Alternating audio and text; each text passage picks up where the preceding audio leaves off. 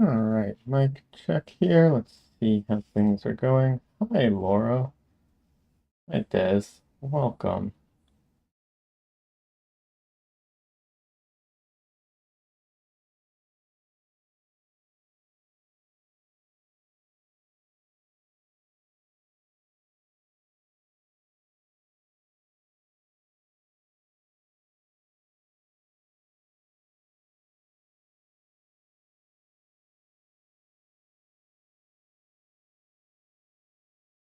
All right, seems like it's going like it works pretty well.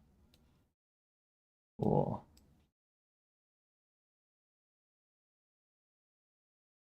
Mm.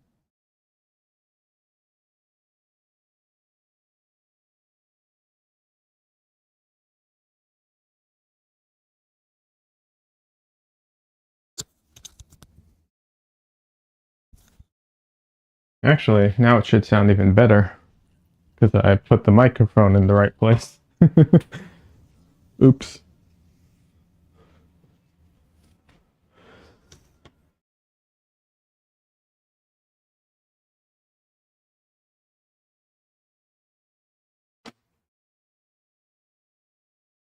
All righty.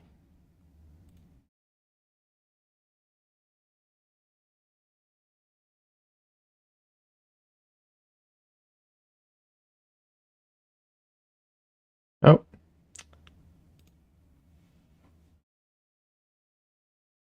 all right. The camera zooms in too much. I need to figure out how to control that better. It's a little too zoomed in on me sometimes. I don't like that.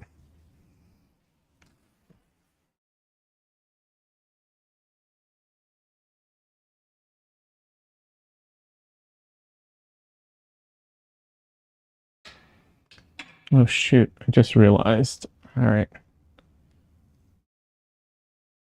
1 second, I need to step out for just a second.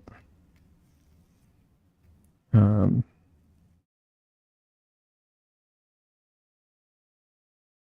all right, 1 second. Let me just do this.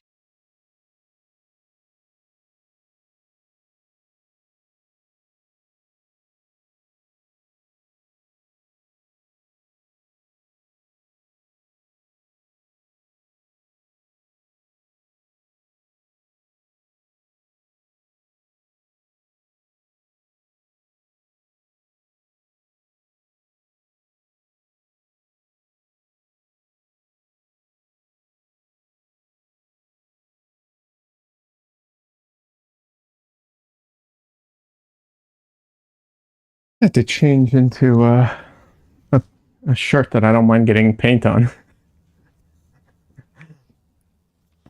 If anyone ever notices, I'm sure some people will eventually notice. I seem to always wear the same clothes. It's because I literally have clothes that I like have this designated painting clothes.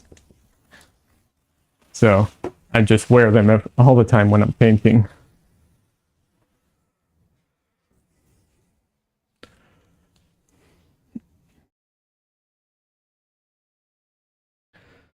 How are you doing, Des?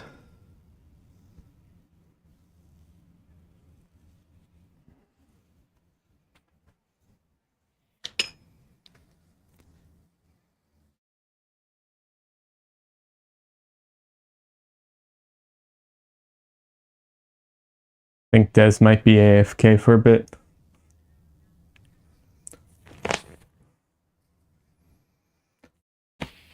All right. So today I am going to be working on this portrait some more.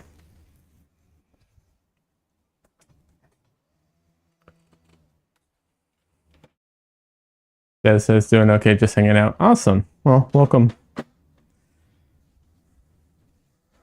So I'm going to be working on this portrait today from the stream from yesterday, where I was trying to do the whole portrait in 4 hours, based off of Portrait Artist of the Year. And I'll say this: I actually think that there's a lot about this portrait that I like. Let me start with the positives. There's a lot about it that I like. there's some things that are off, but you know, overall, like for a 4-hour portrait while streaming and handling everything, I'm pretty happy with it. Hey, no worries, Des. I'm glad you're here. But yeah, no worries. I was just it's not a bit. I was just asking you some questions, like saying how you doing, stuff like that. You know. But I'm glad you're here. But also, don't feel obligated. But yeah, getting back to the painting. So, just to get into it a little bit. Hold on a second. I want to talk about this a little bit because it gives me something to talk about. So this painting here,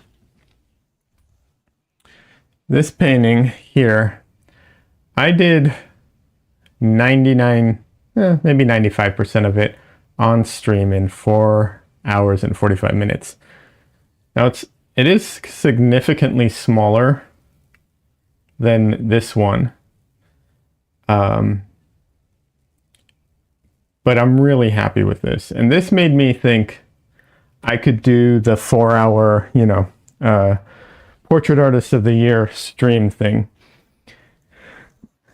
And we all have our on days and our off days. And to some degree, I feel like I was a little off when I did this, just based off of the results. Like I said, I'm happy with it, but I wish I'd gotten more done. And B, I wish I'd taken it further in certain areas, not just like to completion, but I guess I would say in like the way I paint and in my style and in my kind of how I try and do things. But I was so focused on just trying to get it done in time that I kind of got distracted between that and hosting the show, so to speak. I got a little distracted, and I think I didn't put as much attention into that aspect of things. Now that the time crunch of trying to get it done in time is over, let's go crazy with it a little bit and see if I can't bring it to a place where I feel better about it.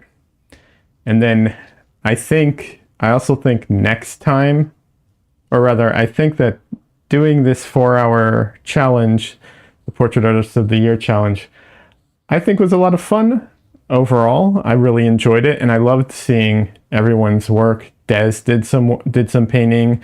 Zan did, Sabra did, and blanking. Anyways, but I guess clearly some people did, and it was really fun to see. So I do want to host it again. Definitely plan on doing that. So that's just kind of an overview of where my thoughts are today. And yeah, now I'm going to get started on it.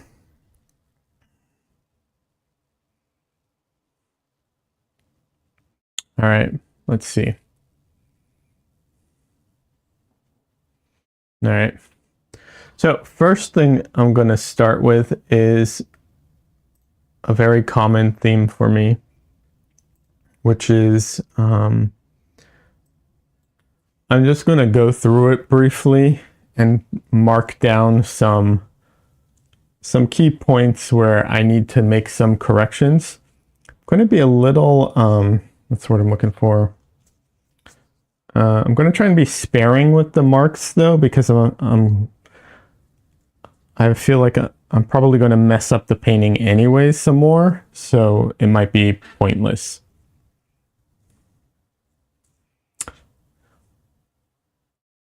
Let's see. Des says, I consider it a big success. The stream was great and I love people participating. Oh, absolutely.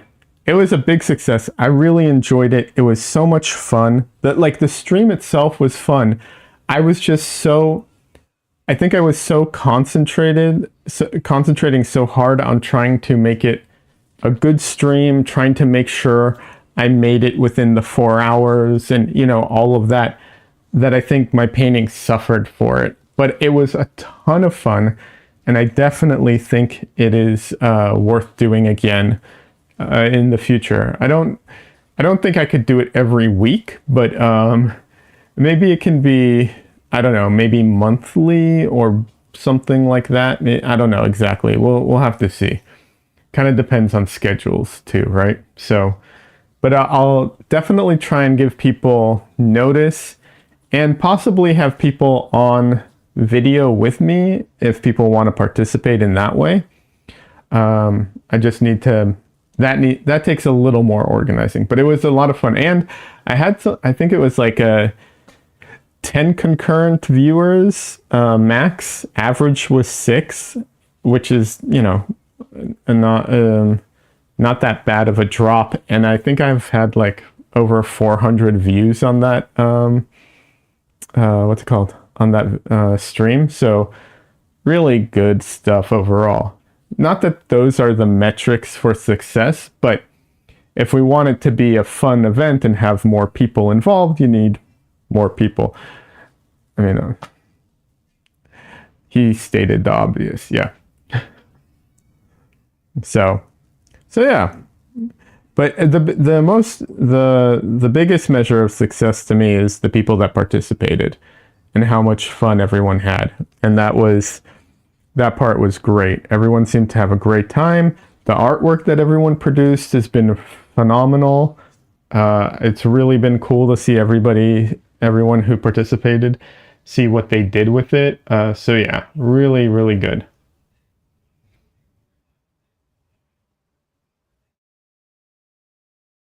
And I'm not gonna. Well, yeah.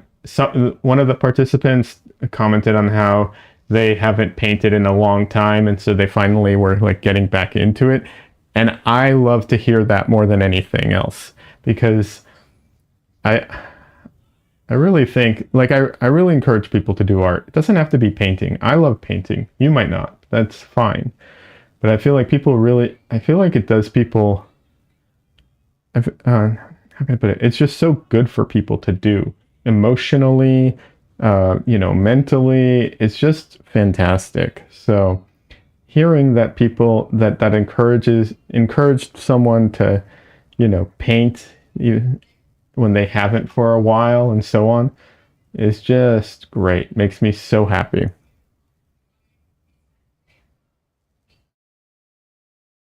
Oh, by the way, Laura, I kept meaning to ask you, how is your foot? Laura was telling me she may have broken a small bone in her foot. I'm hoping that's not the case, but it's easy to do. It is pretty easy to do. If you feel comfortable, you don't have to share. That's something I want everyone to know when they're in my chat.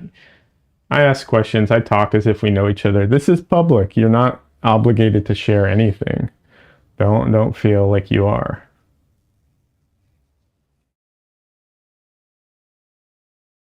Not that this is some big secret, but I'm just saying in general.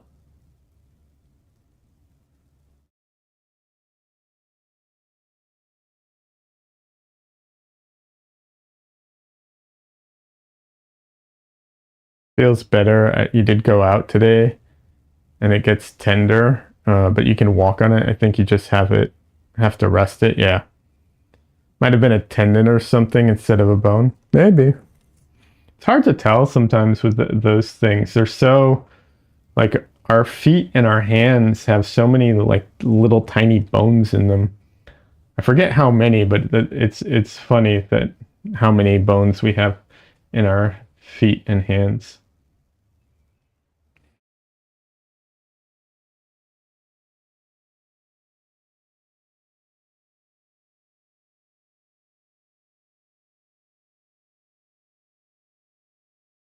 But yeah, hopefully it was just like a tendon or something, and you know, recuperate quickly.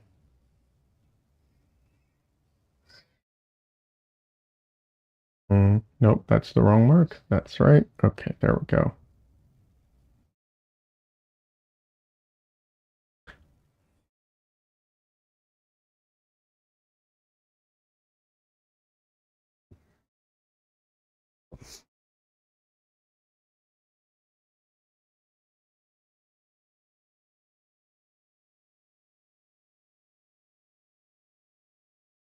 right.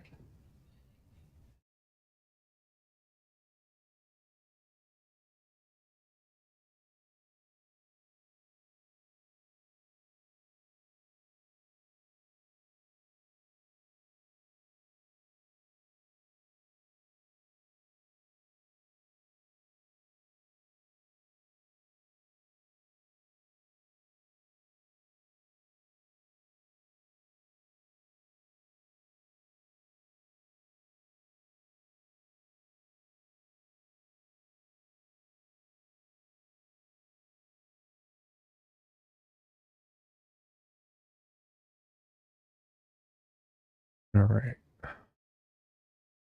Um, I've been looking into options for um, alternatives because I use Photoshop in my painting as with my reference, and not everybody has Photoshop or wants to have Photoshop. Look, just to be clear, I don't actually want to have Photoshop. I just kind of need it, but I would rather not have it. I'm not a big fan of Adobe. That's because of all their AI BS stuff that they're doing. Anyways, that's a aside. But where was I going with this? Oh yeah. I'm looking into alternatives on how to do the same kind of technique that I do with other means. So once I find some good ones, and I think I already have some, I'll post about it. I think maybe I don't think I can make blog posts. I mean, I can. I just don't think. I don't think the posts that I have would qualify very much as a blog. So maybe some kind of like article. I'm not exactly sure what the format would be, but basically I'll post something on my website and share it and so on. Des says Krita. Yeah, Krita does have the ability. I wasn't sure if Krita had, I wasn't sure if Krita had that feature in it or not, but it does. And Krita is free. So Krita is the obvious choice overall. But the issue with Krita is that it's not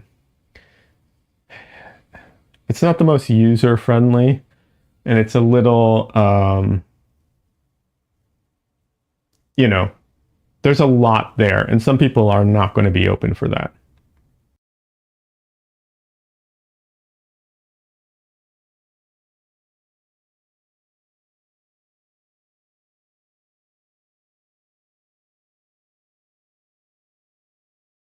Also, the way Krita handles it is limited. Krita is a knockoff Photoshop. They have a lot of the same hotkeys. Yeah, they do. But the other issue I have with Krita is that in addition to it being kind of complicated, the features that, and I'm purely talking about this one aspect of things. And to be clear, I'm actually a big fan of Krita overall. I'm just talking about this very, very, very specific thing, right? The way it handles it and the options that it gives you, some of it is really good, but some of it's also very limited. And so it's kind of a balancing act. That,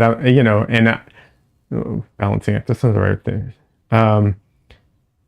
So it's a good option, but it's not going to be for everybody, and it might not be good in all situations. That's what I was trying to say. You don't find it user-friendly. You have to always look up how to do a thing. Yeah, no, it's not user-friendly. There's a lot of resources, but once again, that's not for everybody. And this is a very, very specific thing, and you just want this one thing to, practically to do it. So I'm just trying to find like the best. I want to find more than one option, because I want to find a few options that meet people's needs. And there are already a few. I have 3 already. I just need to look into it just a little bit more so that if I talk about it, if I make a video or I write something about it, whatever I end up doing, it has, all the information, and it's not like half-assed, basically.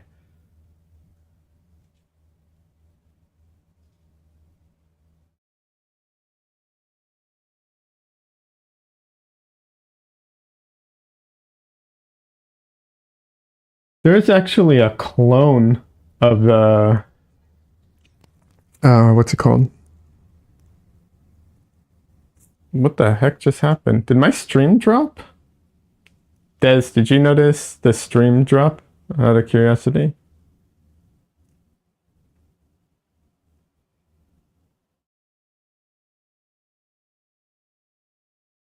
Anyways, while I wait for the delay, there is a Photoshop clone online, but the problem with it is it's online. You have to go to their website and you have to upload everything to their, their photo editor, because it's all online. Didn't notice anything? Huh, interesting. Oh well. Probably nothing. So yeah. And once again, that's not for everybody, right? Like a Photoshop clone, just not everybody's going to be comfortable working with Photoshop on everything,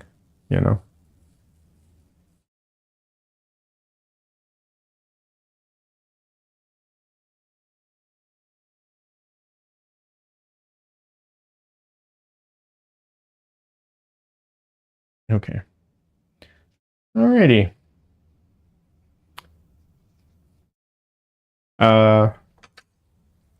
I would like to apologize in advance to people who cringe at certain things. Yeah. Sorry about what I'm about to do.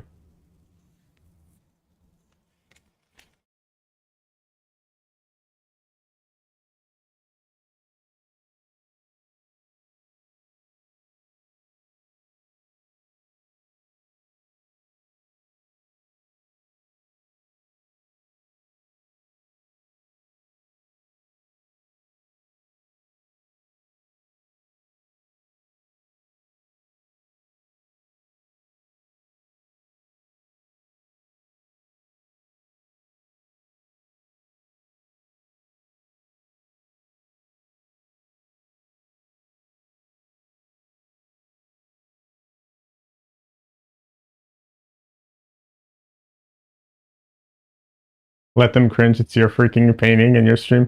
It is. I was actually thinking more about you, Des. Because you cringed last time I did something like this to a painting.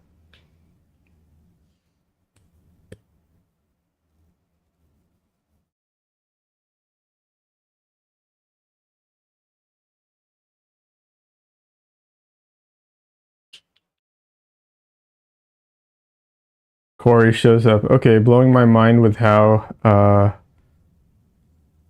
cool a brayer could be right now. Yeah. I like the brayers. They're fun.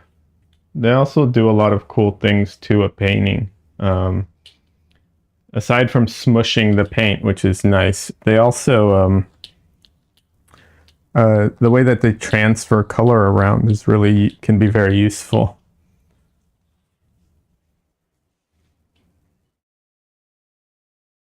If you like brayers, or rather, if you're discovering them now and you're like, this is really cool, check out Alpi Fe. No, sorry, Alpi Effie. Effie. And also check out Jeremy Man. Jeremy Man doesn't have as much video footage about it, but his artwork's fantastic. And Alpi Effie has, or Alpi Fe, I don't know how to pronounce his name. He has a ton of videos, and he uses a brayer differently than I do. And he's really good though.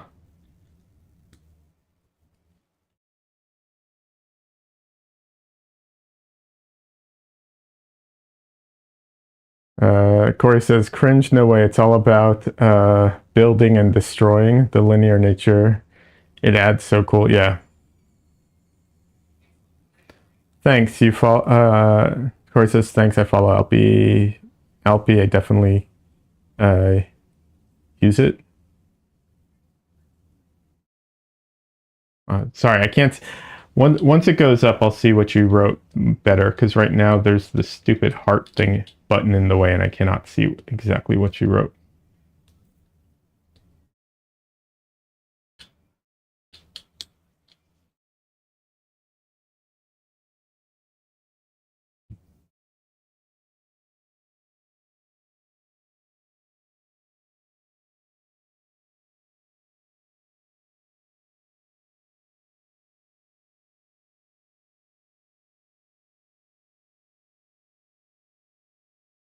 Yeah, I hate that little heart button on the side. It drives me nuts. I've complained about it so many times. I'm like a broken record at this point with it, but yeah. Alrighty. That's a good start. I might end up using the brayer again at some point, but I just wanted to get some. One of the things too that I think sometimes people don't. I don't actually know how to phrase this, but one thing that for me it works is that messing up some of this stuff also gives me the freedom to just get in there and change things, because I'm not worried about getting it, keeping anything the way it's supposed to be, because I already, ruined it. So now I can just go back in and, paint back into it however I need to.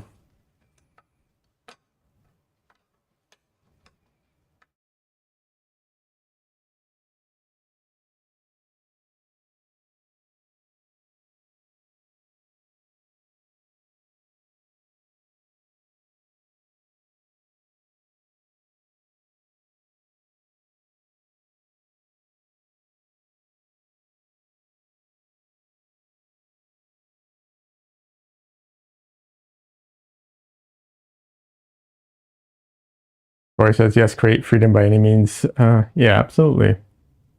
All right, Des, see you in a few minutes when you're back.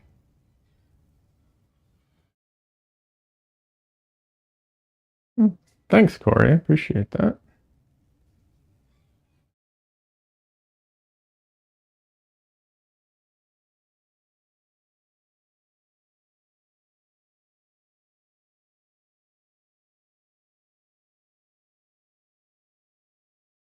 I think sometimes in painting, there are definitely, at least I feel this way, there are definitely things where theoretically,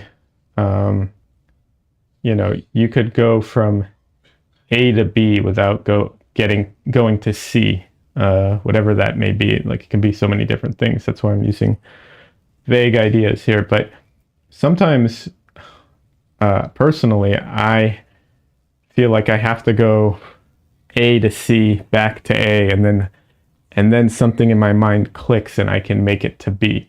But without doing that process, I can't go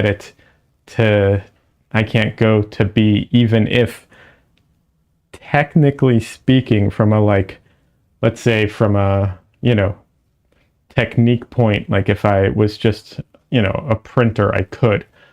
But because some of it's mental and some of it's not just mental, it's like conceptual. I need to kind of get my brain to think in a certain way.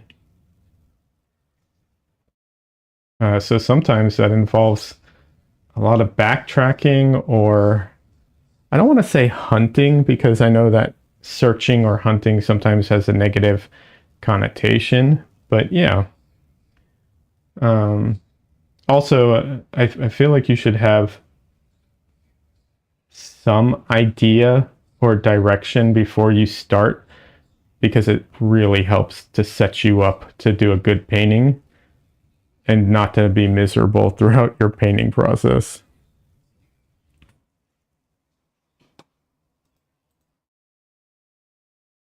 Corey says, I can relate to that. Yeah. And that the process demands discovery every time, maybe. Yeah, I mean, I don't know if every time, but it's definitely a big part of the process, without a doubt.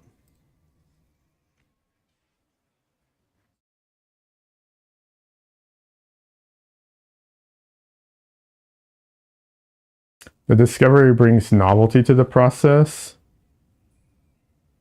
Yeah, well, absolutely. I think so. I've mentioned this in the past. I have ADHD, and one of the things that I love about painting is that it's always new and it's always challenging. I can't imagine getting to a place where I'm like bored of it because it's just always easy and it's never a problem. And the reason for that is because as you improve your, or I should say for me, as I improve, the quality that I strive for is always outpacing my ability. If I was happy just being, as good as I used to be 5 years ago, then yeah, I probably wouldn't feel that way, but I'm not. So it's not a problem. So there's always an element of like trying to figure out how to improve, how to do those next levels things. Yeah, absolutely.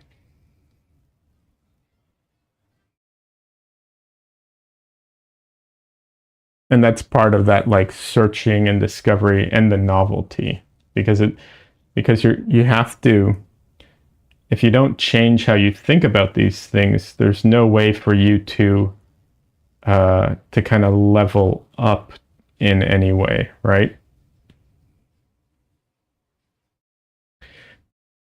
Corey says, same on the spectrum, a bit myself. Painting is the ultimate puzzle. Uh, oh, that's a quote. Painting is the ultimate puzzle is a quote from Bill Leffert says the game within the game of it keeps it fresh. Yeah, that's it. And that is a great quote. I probably butchered his name, but the quotes sound.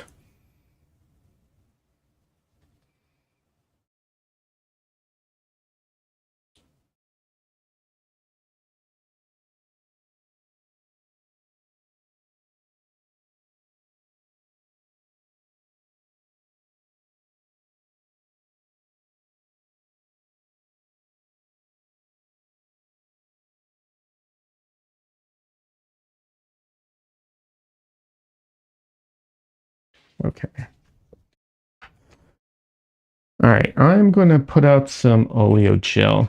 Oleo gel is one of my favorite mediums. It's solvent free and it's just a linseed oil gel. Gamblin's solvent free gel is very similar. I don't like it as much as oleo gel, but it's very similar if you don't have access to oleo gel for whatever reason.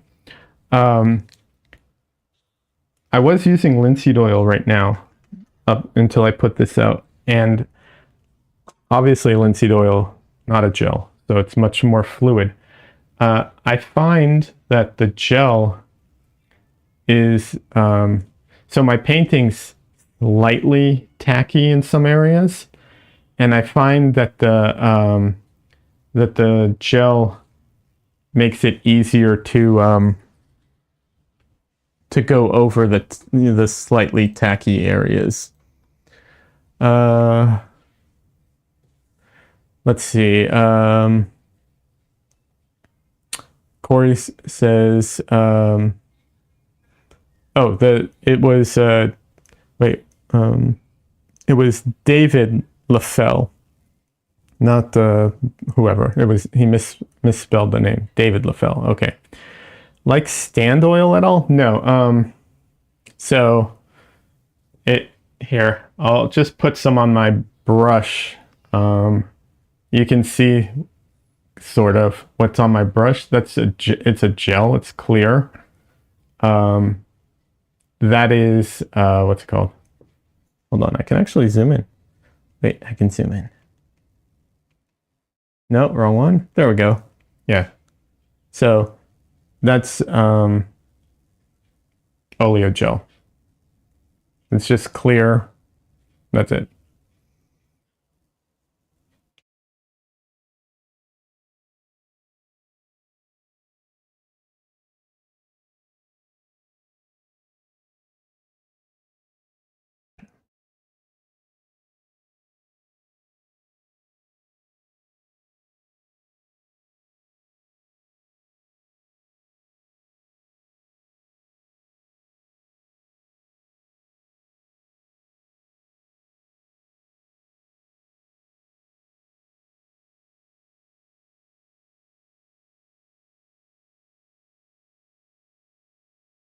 I hit something in Photoshop.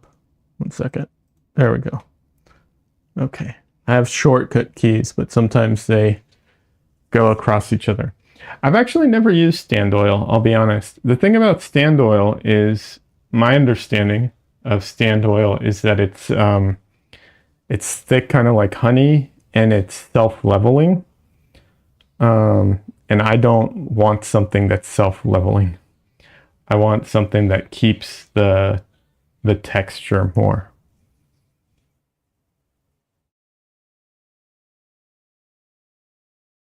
So that's why I've never even tried stand oil, honestly.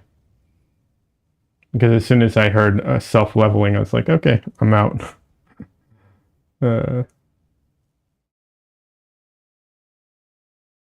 Maybe I'm wrong, too. You know, I could be wrong, but that's what my understanding.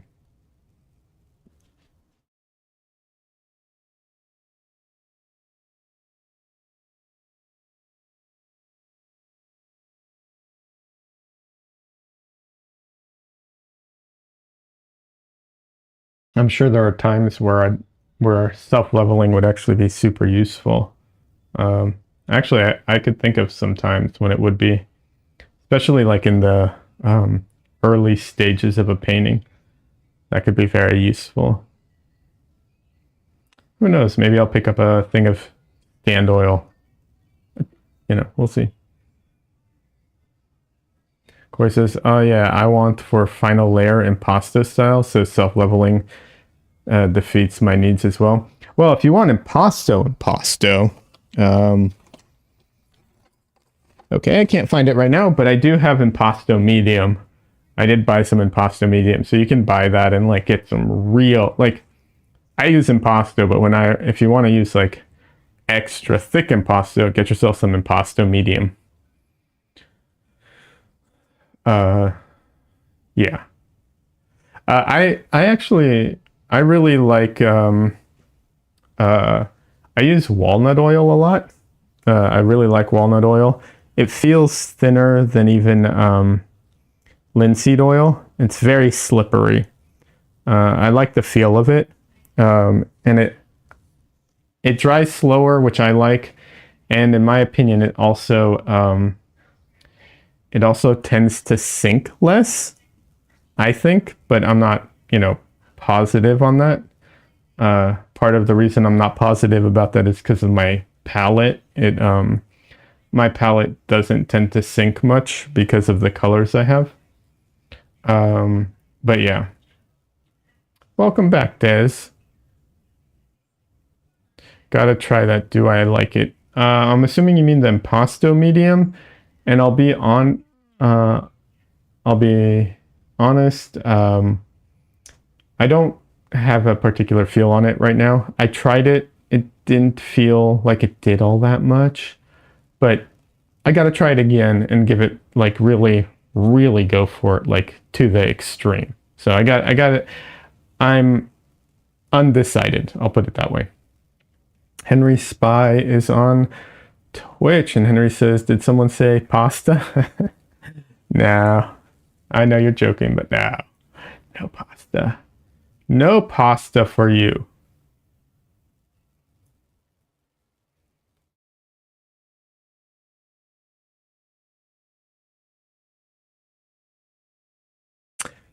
Corey says, the impasto medium, that is good advice on the walnut oil and sinking. Like I said, I'm not 100% on the walnut oil not sinking. I just know my colors. So earth tones tend to sink more, and if you use solvents, your paint will sink more. I don't have either of those. So my paints, and I like to paint on slippery surfaces, so not absorbent surfaces. So all these things really lean towards not sinking. So it's hard for me to tell on that one fact. But yeah, I think the thing about the impasto medium, from one of the things that I can tell. So first of all, it's obviously thicker, right? Because it has to hold its form. But I think the other thing too is that maybe if you go really heavy on the impasto, first of all, it's, stiffer, so you can go heavier. But then the other thing too is as it dries, it's less likely to lose its shape as it dries. Whereas if you were to put down like a really thick, like if you, for instance, if you put out a lot of paint, um, on your palette and you just left it there, it can shrivel. It can, it can start to wrinkle, stuff like that, as it dries. And I think that's not likely to happen with the impasto medium because it's what it's designed for. How you doing, Henry Spy? What are you up to?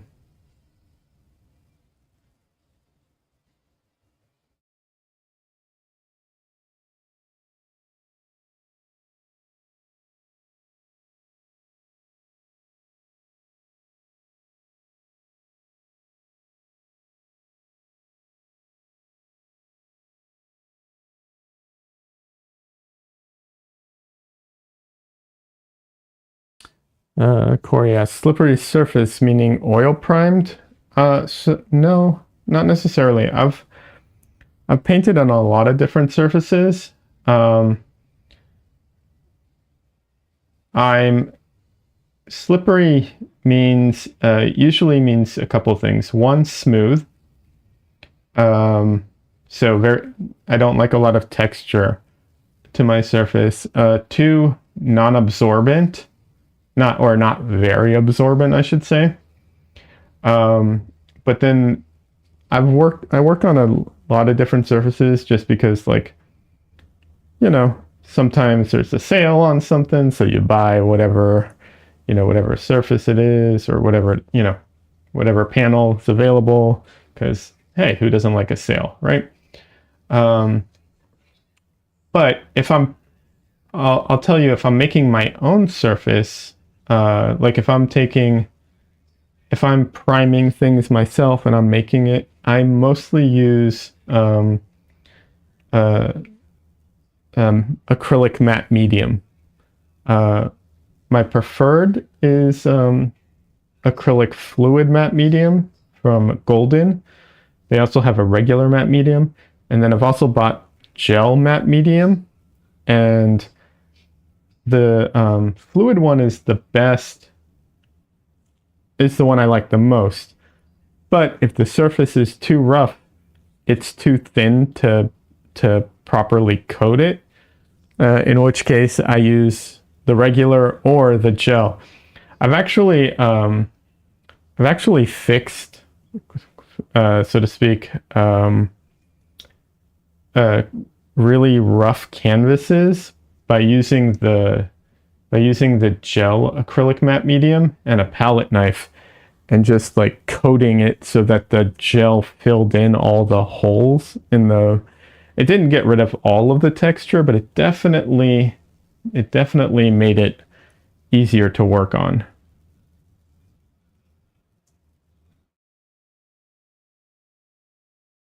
That says sale drool. Yeah. Actually, I was actually at the hardware store the other day. I was looking at boards and wood boards and power tools, trying to figure out if I want to buy some power tools and so that I can start making my own panels, or if I just want to go the ACM route, because ACM is so much easier to cut than wood boards.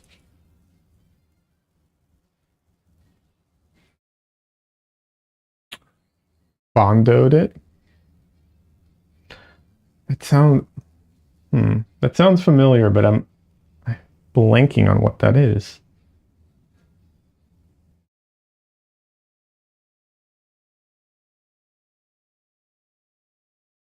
Bondo sounds familiar, but I can't remember what it is right now.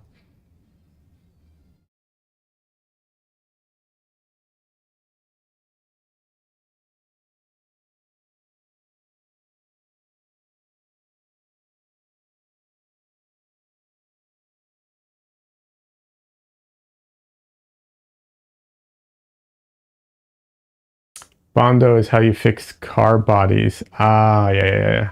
Okay, that's what it was. I knew it sounded familiar, but I was just like, what is... Anyways, I've made my own oil primed panels as well. Those aren't hard to do. They're just a pain in the butt to do because you have to prime them multiple times. So the thing about the ACM panels, okay, for anyone who's curious about ACM panels, and if anyone's not familiar with it, let me explain it a little bit. So ACM panels, I can't remember exactly what it stands for. It stands for something. It's like some aluminum composite material, maybe. It's two very, very, very thin pieces of aluminum with a piece of plastic sandwiched between them. And it's used a lot for signs and outdoor things because it isn't affected by the, it isn't affected by rain or humidity. Basically, it's not affected much by the elements. And you can get it in different different thicknesses, which is generally the common ones are the most common ones are 1/8 of an inch or 3 millimeters, and then I think 6 millimeters is the next one up, although they might have some other options out there. Art stores do sell panels made with ACM, and they have, they're either oil primed or they have linen or canvas glued to them, or some of them are probably gessoed as well. Whatever, they have options, basically, is what I'm getting at. But you can buy the panels yourself for a lot cheaper than what the art stores sell it for. But the places that sell the panels themselves, hold on.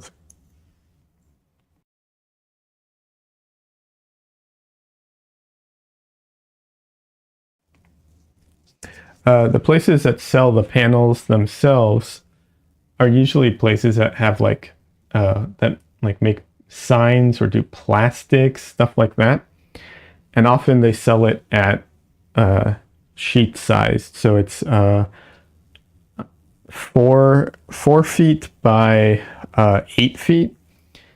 And you can have them cut it down to size. However, I would recommend cutting it down minimally at those places. And here's why. That says, oh no, allergies? Yeah, my allergies are, definitely dealing with some allergies, but not a big deal. I'm used to it at this point. It's every day. When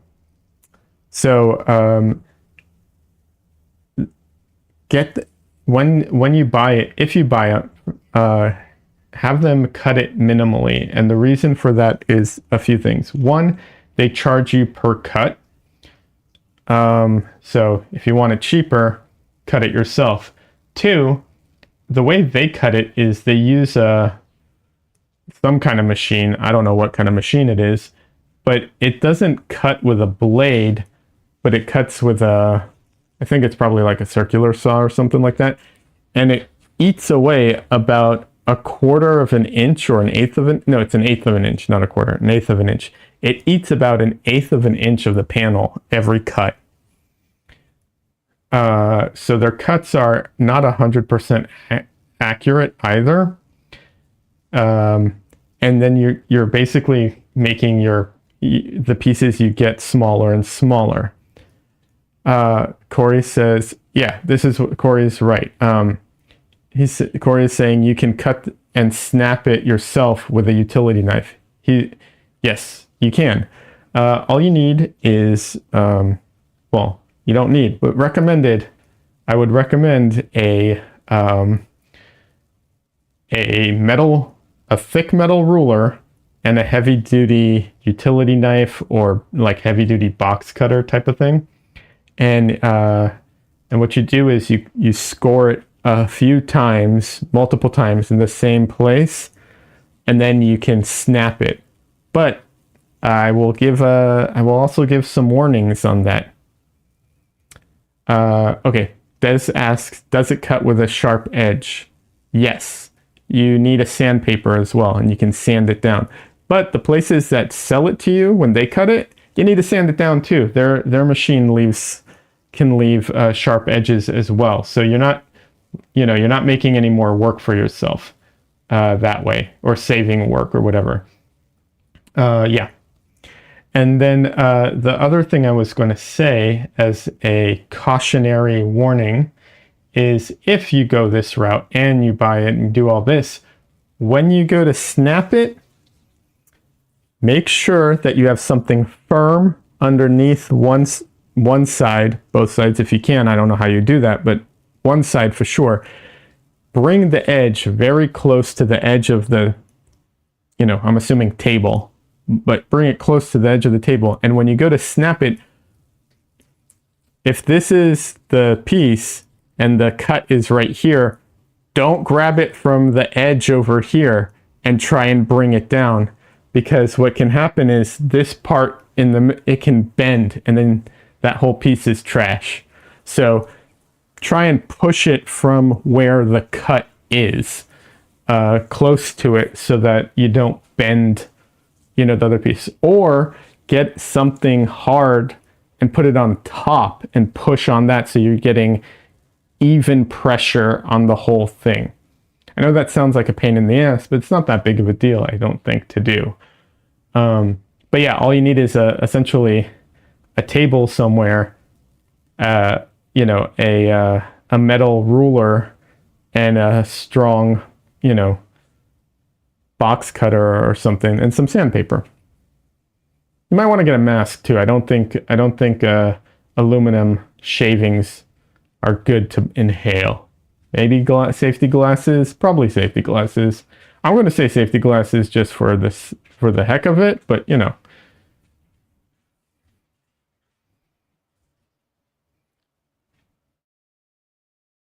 Thanks for the tips. Bent metal would make me mad. Yeah, that's the problem. They're very thin pieces of metal, so it doesn't take much. And once they're bent, it's really hard to bend them back into shape because of the aluminum panel the plastic panel inside of it.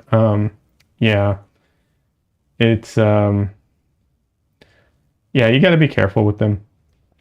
I am looking into other materials as well.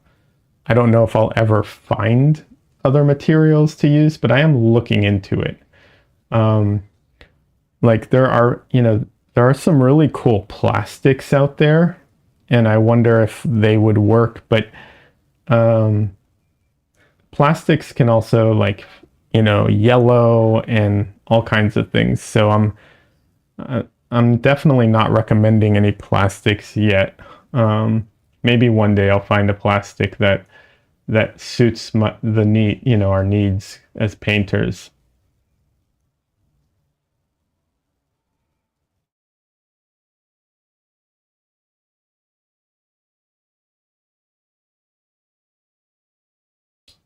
But I have not found one yet.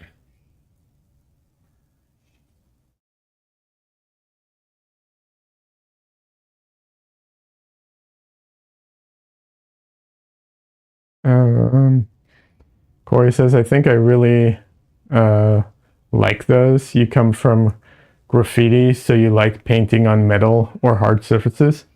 So painting on hard surfaces, Corey says, the bounce of the canvas drives me mental. Yeah, so it's very, panels are really good. They have a lot of advantages over canvas in a lot of ways. Canvas, though, does have some advantages as well. By the way, Corey, that's really cool that you come from graffiti. I've always been interested in graffiti. I've never tried it, but there are some street art that I really like. A lot of it's not great, but that's a different story. I think because it's a mentality thing. But I do think street art's really cool. And graffiti is really, I find graffiti very interesting.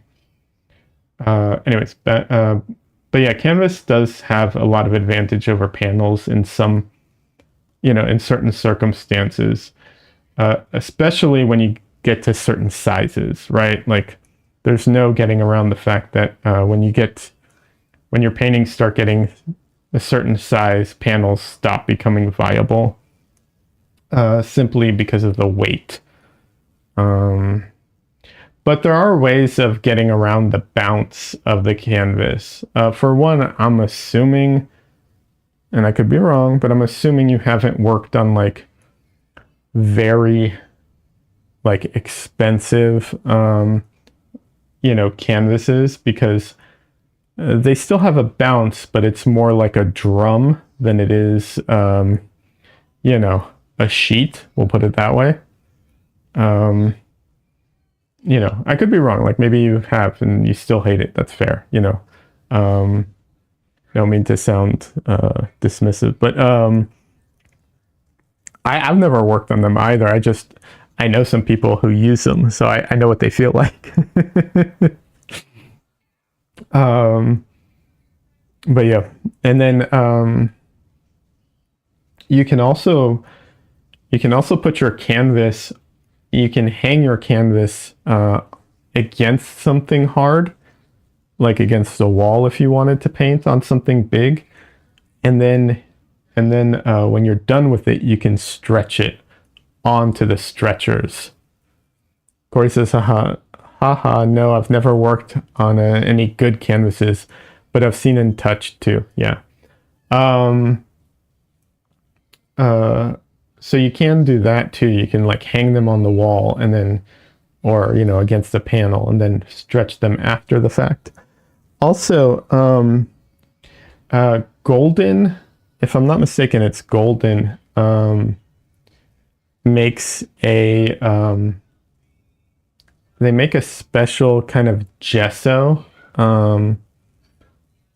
that what it does is it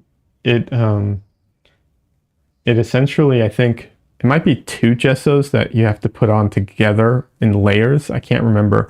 But basically what it does is it shrinks when it dries, so it tightens up the canvas. And then they have either the same one or another one, I don't remember. And what it does is it hardens, so it becomes so it tightens up and becomes firmer. However, I think if you use that, you do lose some of the other advantages of canvas, of canvases, which is being able to take them off the stretchers and ship them, without the stretchers, for those who it applies to.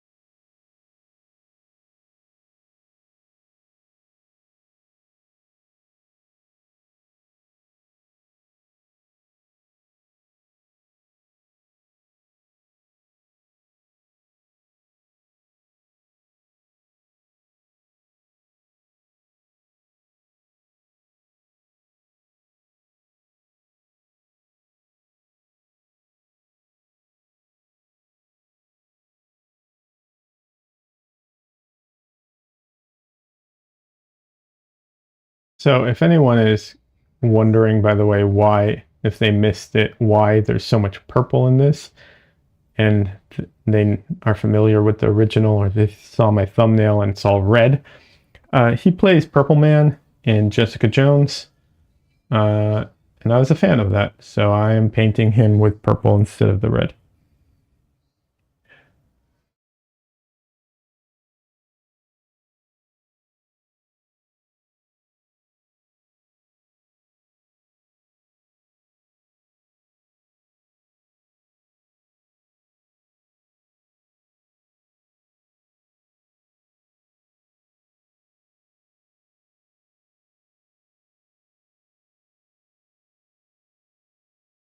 Of course, it's all great advice. I appreciate you. Oh, you're welcome. Happy to help.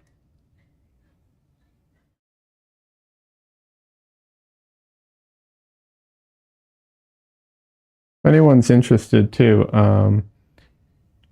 questions are welcome if you're watching this after the fact. If you want to put questions in the comment section, you're more than welcome to. Also, if you want to join my Discord, you're welcome to join my Discord. You can ask questions there. I have a feedback corner if that's something you're interested in, but if not, there's other aspects. I have to figure out how, my Discord's pretty mostly geared towards art, and everybody in there is mostly geared towards art. So yeah. This actor is if David Duchovny and Eminem had a baby. That's funny. I could see that.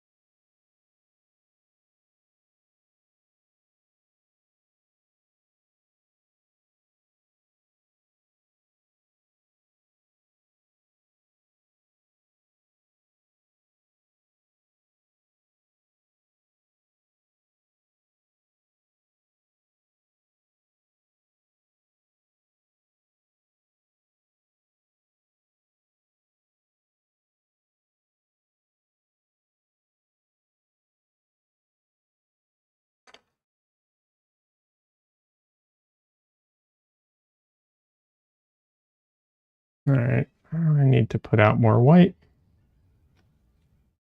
And I'm going to take this time to clean up my palette a little. It's a little messy. Part of that is because I have horrible palette discipline, whatever, but also I was trying to do it fast yesterday, so I was just like spreading out as much as I could.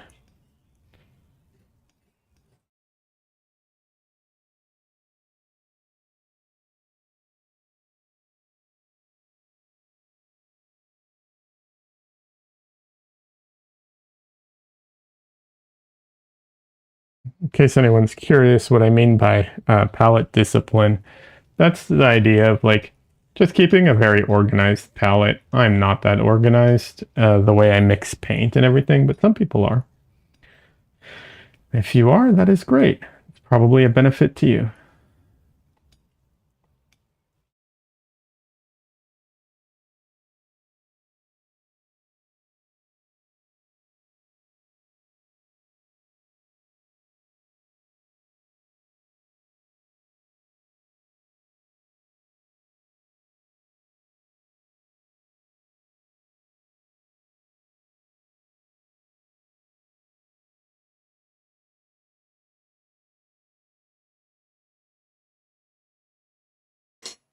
All right, that's it. White. In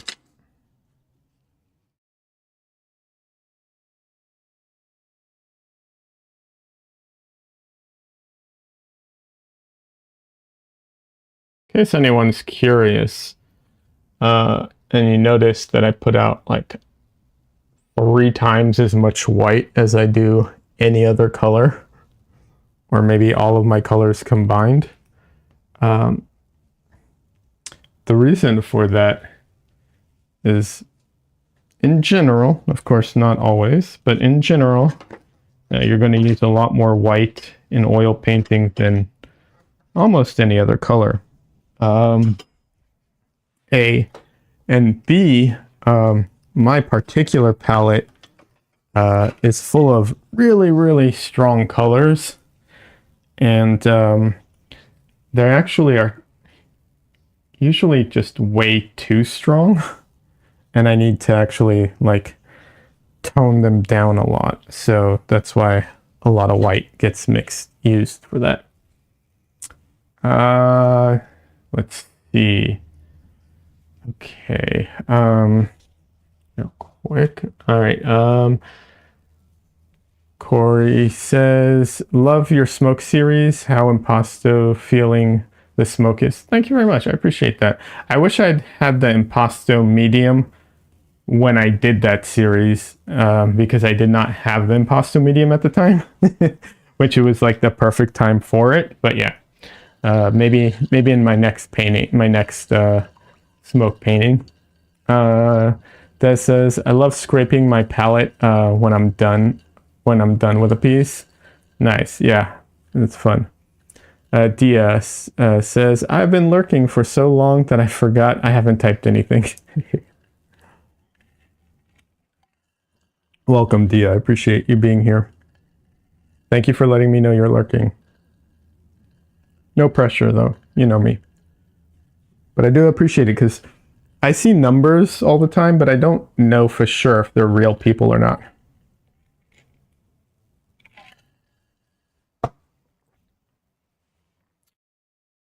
And I don't go in to see like who's in chat. If they're not typing, I don't check. Like you know.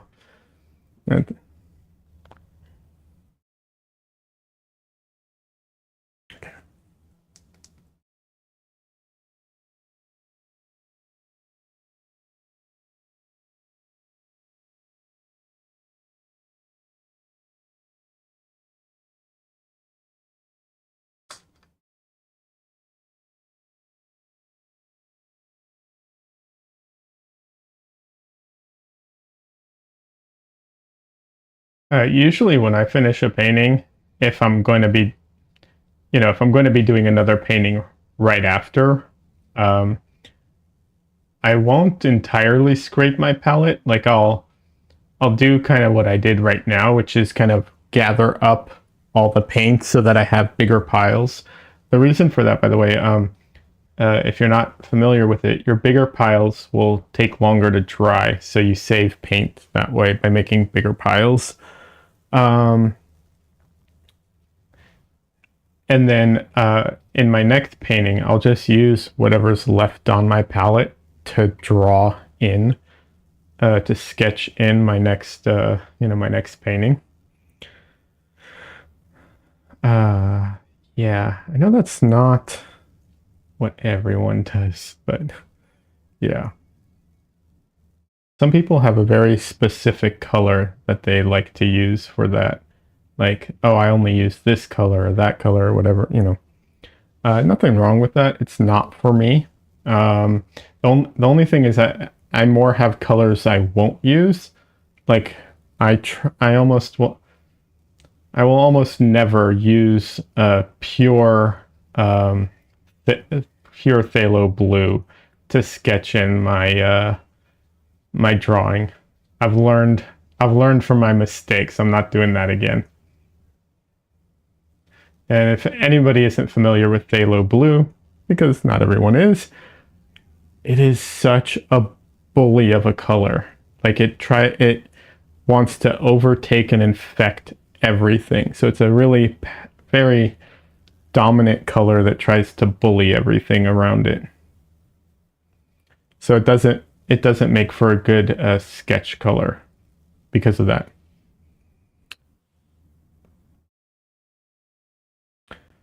Corey says, when this is done, will you have left some of the line work that you scraped in?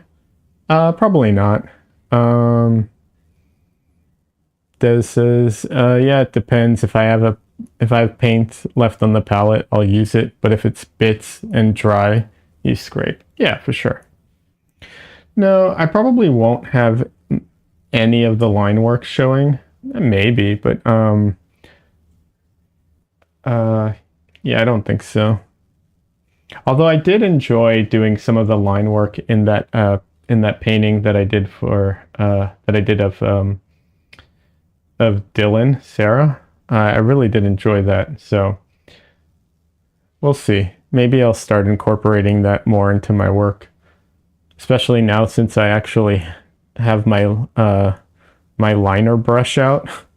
I'm so lazy, or it's like not lazy. That's not the word. I'm reluctant to like open brushes and stuff. But now that I've kind of now that I've used it, I'm more inclined to use it again. Corey says, "Love the line work on the shoulders." Oh, thanks. Appreciate that. I think line work. I think it can be really cool in paintings for sure. I think it's something that I would be I don't know, more intentional about. Like there might be a painting where I want to get that effect in particular. And if I don't have that intention, then I probably won't. Maybe some will be left by accident, which is also okay with me. I do like I'm of the what's it called? Um oh my God. Bob Ross school of thinking with the happy little accidents, you know. I love keeping and adding happy little accidents. I think it's a good thing. And if you're wondering, how do you add happy little accidents if they're accidents? You make the conditions for them to happen. That's what I mean. By doing all this mess, I have a lot of accidents in here. I, it's on me to keep some of them, right?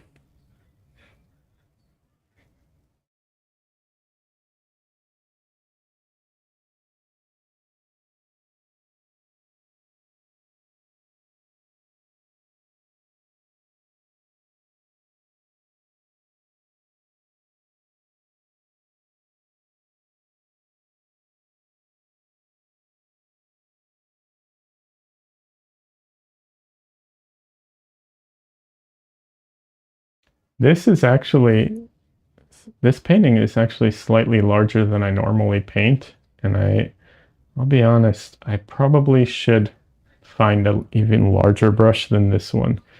But at this point, I'm probably not going to. But yeah,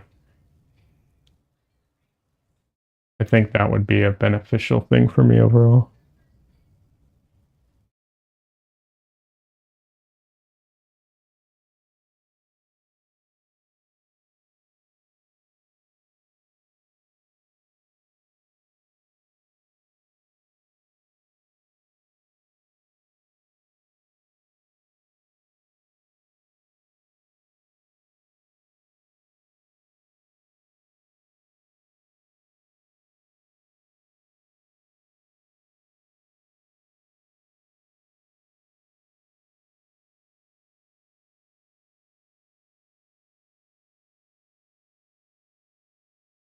John Singer Sargent, use a bigger brush. Oh, yeah.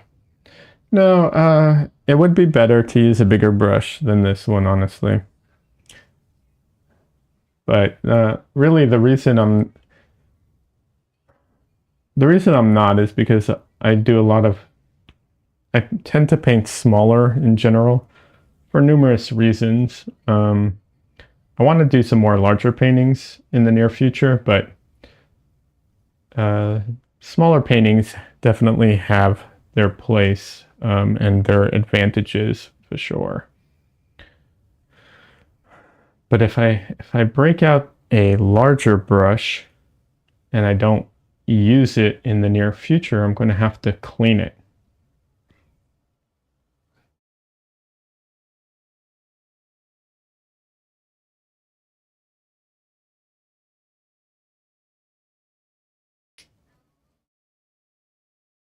And I hate cleaning my brushes.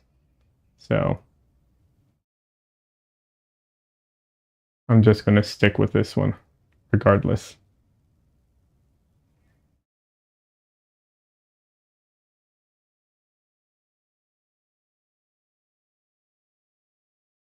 Of course, it's hitting those plane changes real nice right now in there. Yeah, thanks. Appreciate it.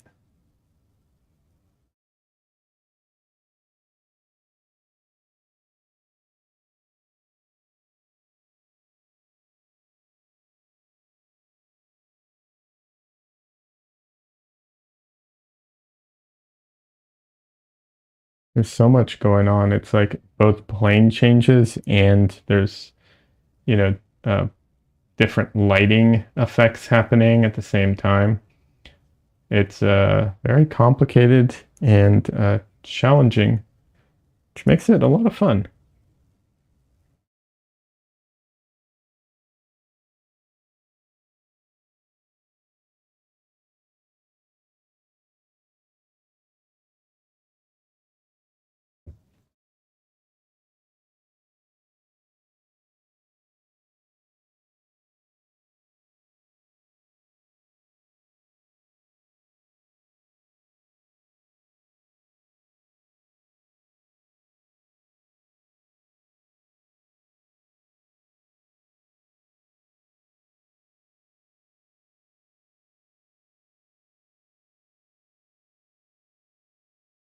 But yeah, if you ever notice me taking, what's it called?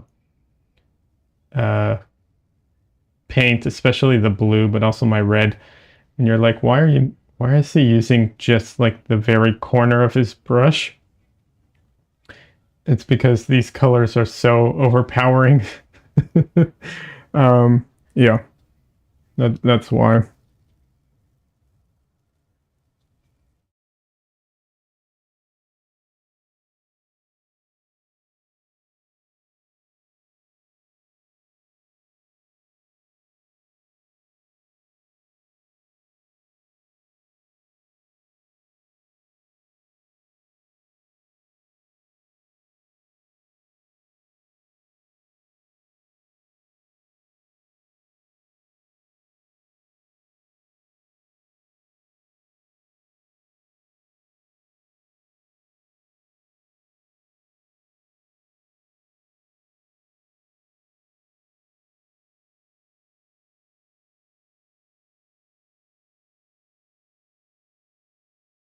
Where it says, yes, some feel like they are staining through anything and everything.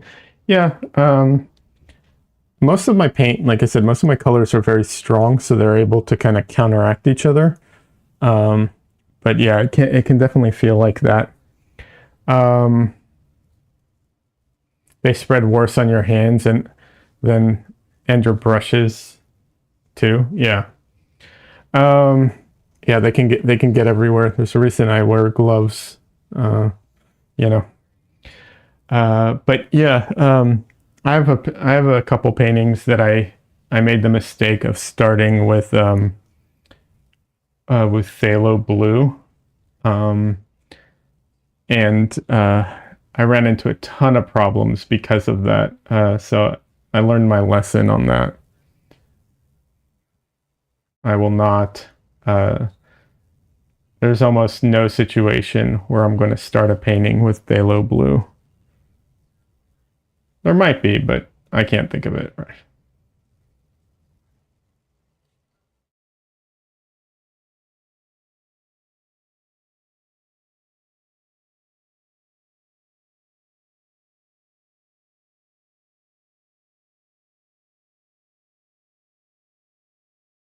Having said that, you might think, well, then why use phthalo blue? Uh, Phthalo blue is a fantastic blue. Um, it's better than um, like what I would call cyan, um, because my palette's essentially like a CMYK palette, but it's not entirely. And phthalo blue is on its own, it's a cyan, but it's a very dark, like dark blue. You can see it on my palette here. It's a very, very dark blue. Not as dark as like some other blues, but very dark. And the thing is, if you were to get a cyan color, like a true cyan color, like I have some, I have a, oh, it's a turquoise. I can't remember the name of it right now. I'm blanking on it, but it's a beautiful color, absolutely gorgeous color. But it is so it really fits the bill of like cyan. Um, but the problem with it is you can't paint a dark blue with that. not a, or at least you can't paint a saturated dark blue with that because it's saturated. It's most saturated as a light blue that looks like cyan. And as soon as you go to darken it with black, it becomes, it loses its, some of its chroma, and it becomes duller. Phthalo blue, on the other hand, is very dark and saturated, and then the more white you add to it, technically the less saturated it becomes. But because you're adding white to it, you can see it better. So it takes a while until you lose the saturation and get it to like a very like pastel color, I guess. So much nice green in phthalo blue. Only way I found to get to turquoise. So here's the thing about phthalo blue. So they have different phthalo blues. You can get them in red shade and green shade. The what's it called?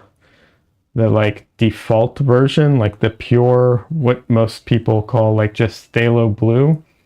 It leans more towards the greens, and that lets you get those turquoise colors when you mix it with yellow, and it lets you get that like sky blue, the like the really like greenish I guess cyan kind of color.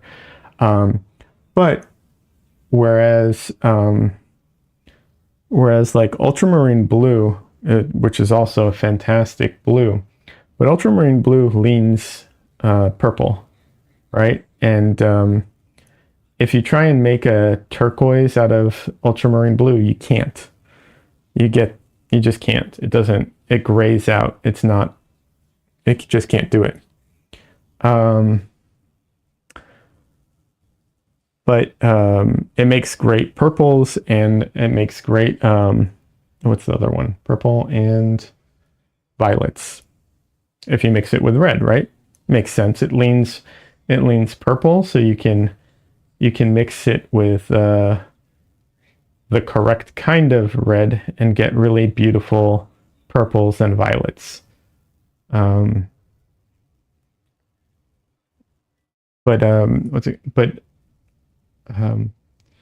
phthalo blue, even though it leans more towards the turquoise or more green, I can still get very saturated violets and purples out of it,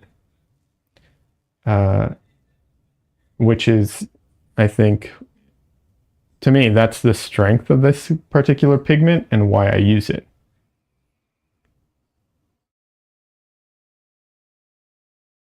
Corey says, you said it, I use ultramarine, alizarin crimson, and cad yellow. That's a very, those are beautiful colors, but they will become muted very, very fast. Yeah. I feel like those colors will probably get muted very fast.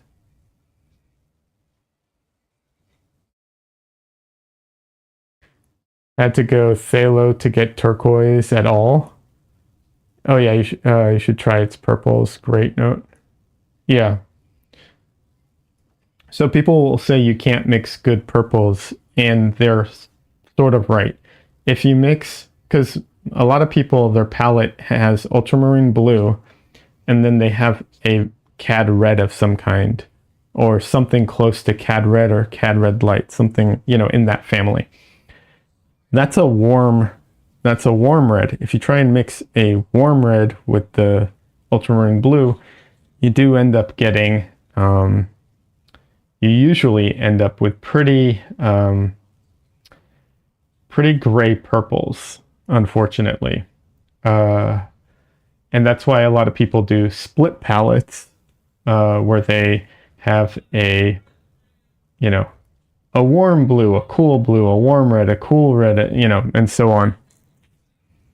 I find that my particular colors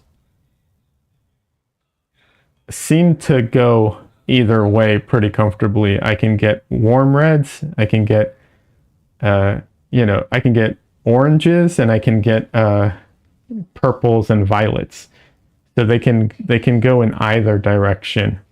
In fact, I used to have on my palette, I used to have a cad red light, and I stopped using it because I basically could mix any color I needed.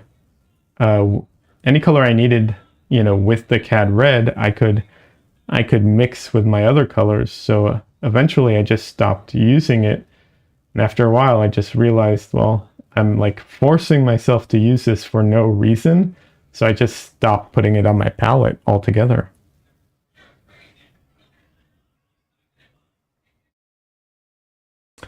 So Corey says, yeah, your palette is great. What can't you get? What can't I get? The things as far as I know, and I've yet to find, alternatives. The things I can't reach are the colors that come out of the tube, super saturated, and you'd have to use them out of the tube like that. So, for instance, my turquoise color. I wish I could remember the name of it right now, but I'm totally blanking. But my turquoise color, right? If I use it straight out of the tube and put it down as is, I can mix very close to it, but I can't quite match how strong of a color it is, right? Cobalt teal. That's it. Cobalt teal. That's the color. And I'm sure that applies to most other colors, right? I probably can't reach, I probably can't match like dioxazine purple. I've never used dioxazine purple, but I'm just saying, like, as an example, I probably can't match it out of the tube. But if you mix dioxazine purple with anything before you put it on the canvas, I can probably match that.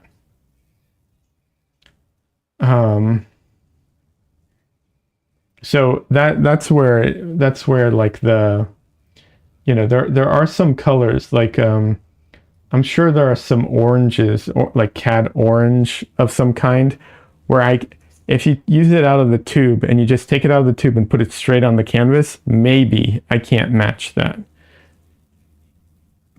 But it's so rare that you take paint out of the tube and then just put it straight on the canvas is the thing, right? So because it's so rare, it almost never applies, and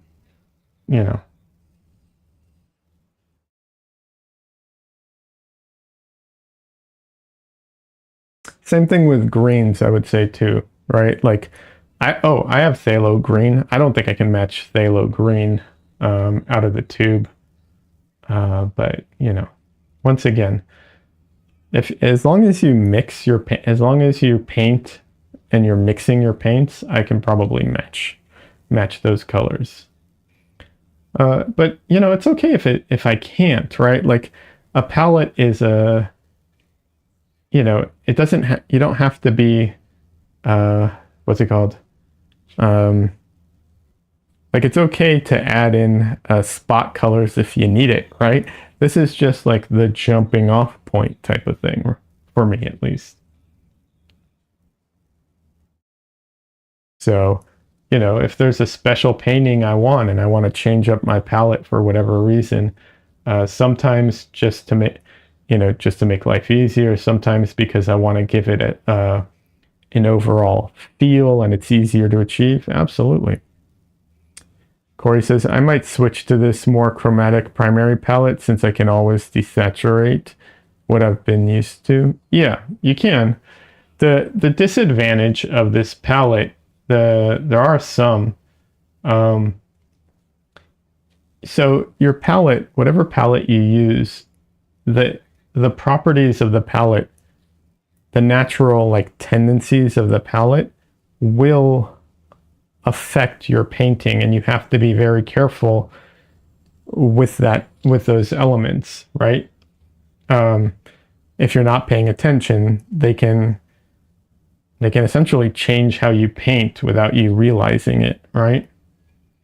This palette has a tendency to lean cooler. I like that, but it does have a tendency to lean cooler. It's also very chromatic, so because it's very chromatic, you do have to mix a lot more to tone down your colors, because almost nothing you can use out of the tube, because nothing is this color. Like almost nothing is this color, these colors rather, out of the tube. And then because you have to do so much mixing, it has a tendency to push you into more extremes in either direction. So you have to be very careful about that. So those are some of the issues with it. Other issues for some people could be the drying time. These colors are not the slowest drying out of all oil paints, but they are on the slower side of things. And then also just dealing with like the chromatic aspect of them can be, for some people, can be too much. Like it's just, you'll notice, like I said, I often just take very little paint because of how strong they are, but then you have to compensate for that. So it's definitely not for everybody, but yeah, I'm sure some people will love it. And if you do try it and you love it, please let me know.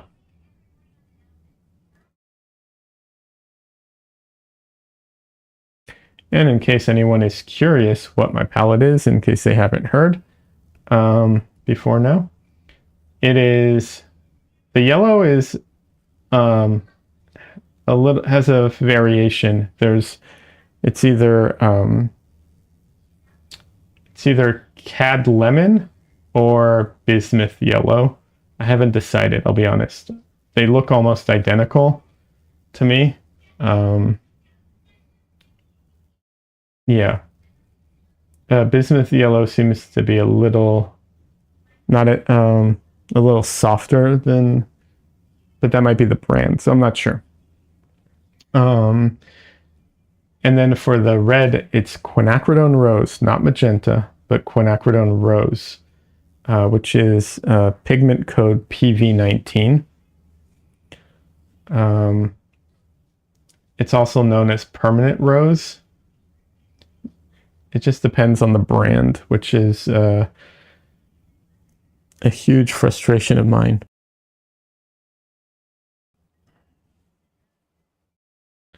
I hate the fact that some, different companies call them different things. And then my blue is phthalo blue, which is what is it? Is it? I'm trying to remember the pigment code for phthalo blue. But it's phthalo blue, and sometimes it's called phthalo blue green shade. Although,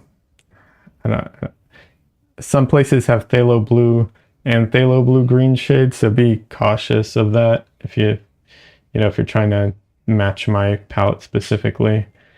And then my black is a little unique, or would be to some. It is Mars black. I don't use ivory black. I'm opposed to ivory black on principle.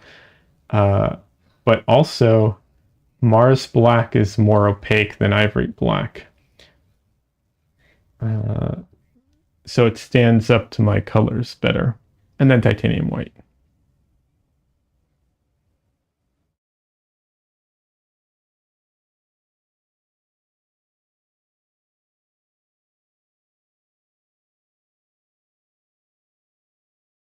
As for brands, I am brand agnostic on principle, but in theory, or in theory rather, but in practice, I mostly use Winsor Newton and Gamblin and M-Gram.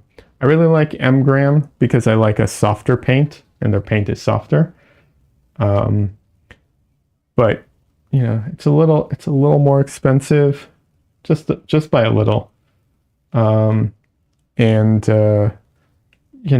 certain colors they might not have in the large tubes because they're what's it called?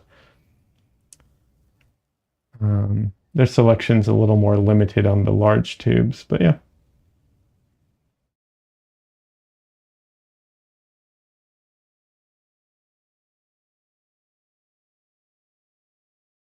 Gamblin tends to be a little stiffer, and I'm not a fan of that, I'll be honest. And I have used Gamblin's 1980 line, and I'm not a fan. After using other paints, I really dislike the 1980 line. Also, their cadmiums in their 1980 line uh, feel kind of misleading, I'll be honest. Because they have like cad yellow or whatever. And if you look at the pigment codes, when you buy cadmium on any other brand, the pigment code is a single pigment, right? Because that's all cadmium colors are. They're single pigment colors. You don't need anything else in them. But in the 1980 line from Gamblin, there's multiple pigments in it. Because what they do is they essentially put some CAD in to sit. This is my understanding, at least. I could be wrong, but what I can deduce from it is that they put a certain amount of cadmium in the paint so that they can claim it's a cadmium, and then they put other colors in, which would essentially be a cadmium hue under other circumstances, and that's how they do it, which I'm not a fan of. That seems kind of dishonest to me, if I'm being upfront about things. Like that seems a little dishonest. Not that they're the only company that's a little kind of dishonest about some things. Winsor Newton has what's it called? They have a pigment. They have a few colors that they call their cadmium free, and then whatever color it is, like their cadmium free red or their cadmium free yellow or whatever, right? And you're like, okay, cool. So it's a replacement for cadmium, because cadmium's the reason everyone wants a replacement for cadmium is cadmium is a heavy metal and it's toxic. So people are always looking for alternatives. And so you're like, okay, cool. This is a cadmium free, cad red essentially. So that's cool. What's in it? And then you go to look at the pigment code, and there's no pigment code. That's odd. Why is there no pigment code? My theory is that, and I haven't asked them, to be fair to Winsor Newton, I have not reached out and asked them. So if any representatives want to reach out to me and let me know, please do. But my assumption is that it's essentially cadmium hue, which they've had for years and years. Everybody's had a cadmium hue. And they just rebranded it to cadmium free. And that's why they don't put the pigment codes, because they don't want you to know that it's a hue, not a, so, because if they put the pigment codes and you saw that it was the same pigments as their hue or similar, at least you wouldn't buy it. That's my assumption.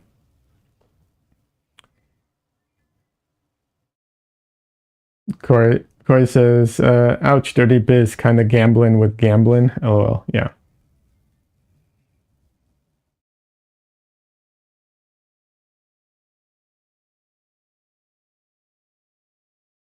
So, they're definitely not the only one who's like has some questionable things here and there. Um, but yeah, I could be wrong about some of that. I'm not an investigative journalist here, but if I'm just kind of doing some reasoning here, those are my assumptions.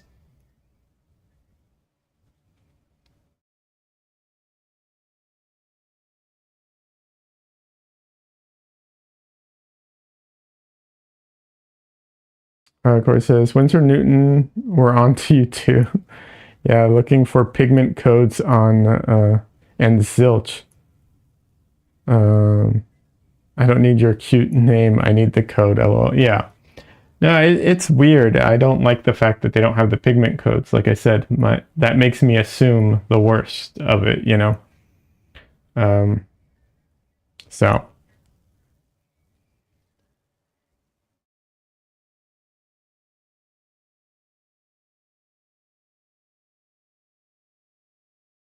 like how you think we all know that cash rules these corps. I mean, we do, but also to be fair, to be a little fair to them, these, most of the companies that make paint are relatively speaking small companies, and they're also limited in their pigments to essentially what, um, you know, pigments live and die based off of industry, not art.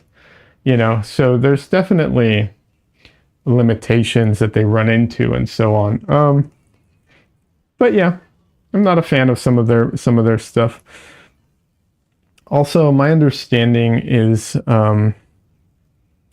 Winsor Newton, if I'm not mistaken, could be wrong, but I'm pretty sure I'm not. My understanding is they were bought out by a Chinese company a few years ago. Um,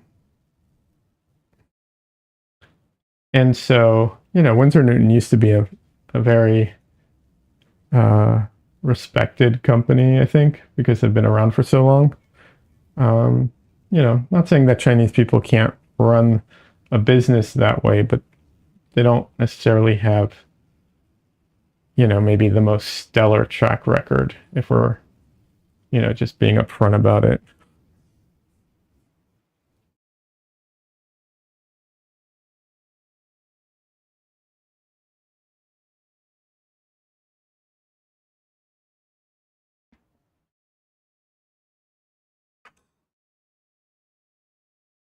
Uh, Quick stretch.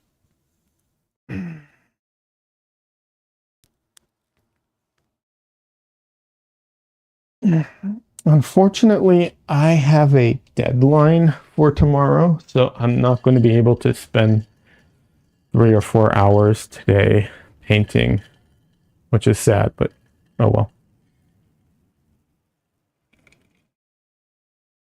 Pigment hustlers, haha. Yeah.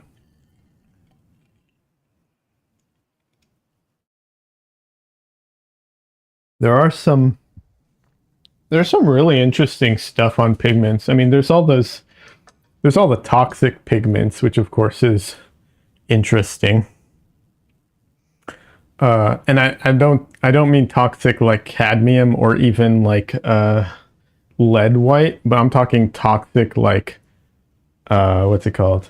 Uh what is it? Shields green or whatever it's called. Stuff like that where you're just like this isn't slightly toxic. This is extremely toxic. Yeah. Uh so far been fun and informative. Oh, thank you so much. You said great session. Yeah, thank you. I'm going to go for a few more minutes. But yeah, I'm just unfortunately just cannot stay as late as I'd like to. I'd love to keep painting tonight. I really want to finish this painting. But I do have to make sure I get my work done for work. Um, but yeah.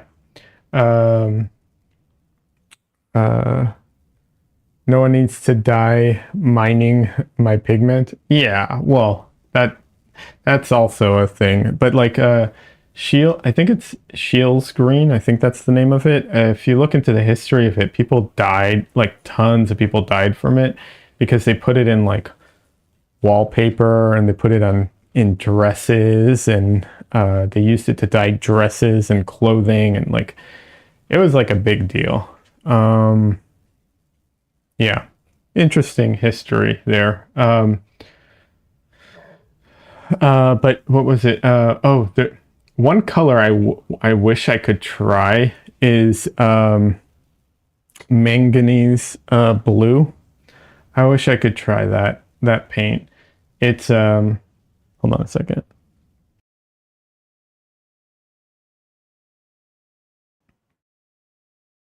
I think it's manganese blue. I'm pretty sure. You can't find it anymore. The last manufacturer of it stopped making it. It was, if I'm not mistaken, it was Old Holland. And the reason that they made it for so long was because they literally knew that the pigment that it's made out of was running out, and they stockpiled it. But my understanding is they ran out of it not too long ago, like a couple of years ago, and that's it. You cannot buy or make manganese blue anymore because it's just the mineral or whatever it is that they use for the pigment is so scarce. You just can't get it anymore.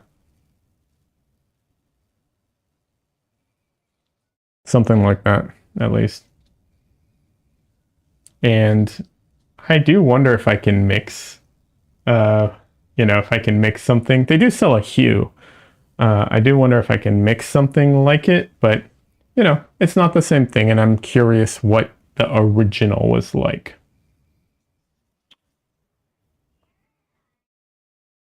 One color I am not curious about is, what is it called? Mummy brown. That's it.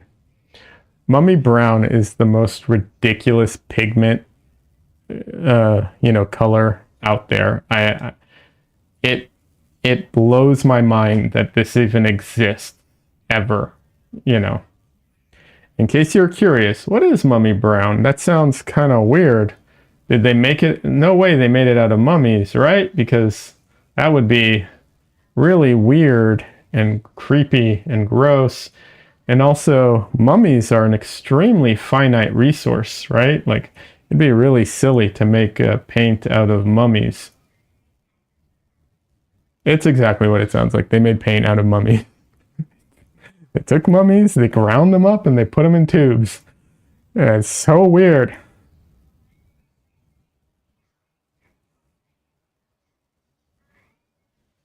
I don't know how they ever pulled that off. Like I don't know how anybody would have been like, you know what we need to do? We just uncovered these mummies. I know what we should do. Let's put them in a mill and put them in tubes of paint. That's a good idea. Especially because it's a brown. We already have so many brown pigments. Like, what's the point of this? We literally have so many brown pigments. Dirt is brown. Like, we don't need more brown.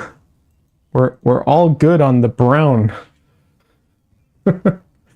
So weird.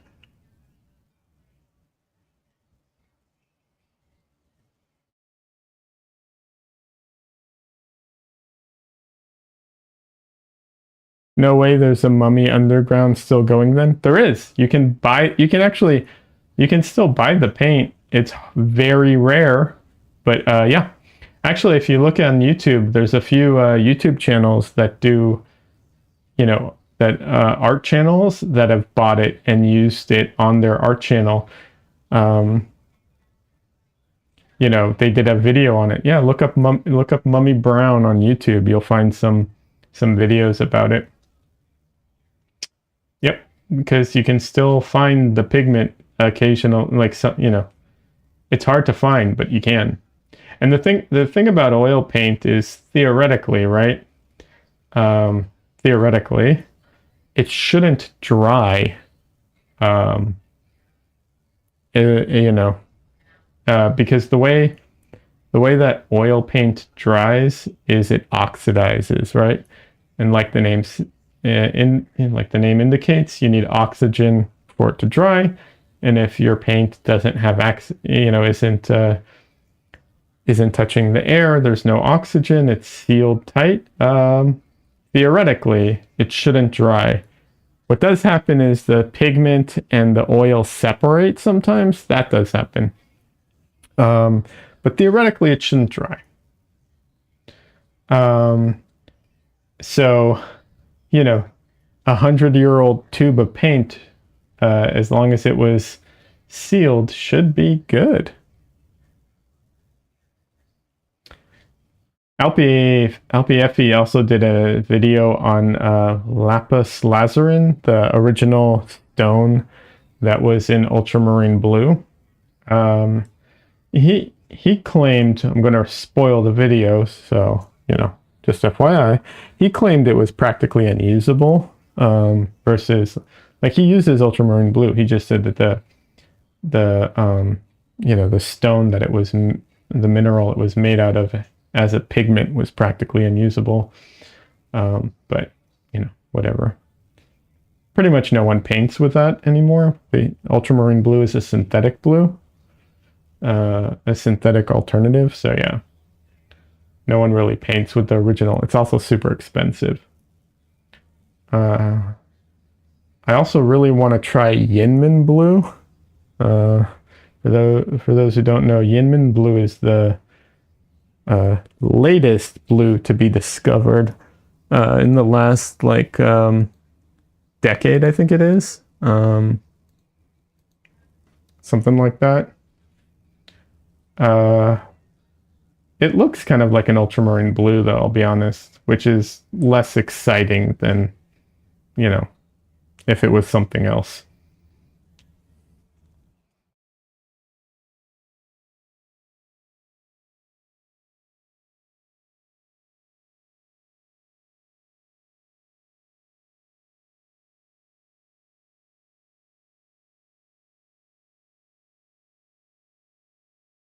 Anyways, I'm going to be ending the stream soon. To everyone who's here, thank you so much. By the way, I should mention I stream 3 times a week. I stream Monday night, Wednesday night, and Sunday afternoon, or yeah, I guess afternoon.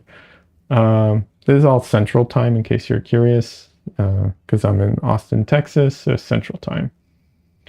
You know, you can follow all my socials, all that stuff. I try and post about it and so on. I also have a Discord. You can, I announce when I'm streaming on my Discord always. And also you can ask questions, or you can ask for a critique and so on. Or just meet cool people on the Discord, that as well. And by cool people, I mean other people than me, you know, cool people. Like Dez and Don Leo and other people. Although Don Leo's fast getting on my shit list, you know, so we'll see. He might be out of the cool people category soon. I'm just kidding, of course. And Don Leo friends. He's a great guy. Anyways, that's an aside. But yeah. And if you're interested in buying a painting, I now have an online shop. So if you go to my website, it's right there in the front of my website. And yes, that did feel very awkward to say, but you know, at the same time, I hope people like my work enough to buy it. And yes, I think that's about it. I will probably be working on this again on Wednesday, although there's a chance it will be too set to work on, because that's one of the problems with oil paint. It sets over time, and it gets tacky when it sets, and it can be difficult to work with when it's at that stage. So if it is, I have another painting to work on. I'll be working on that, and then this will be back again on Sunday.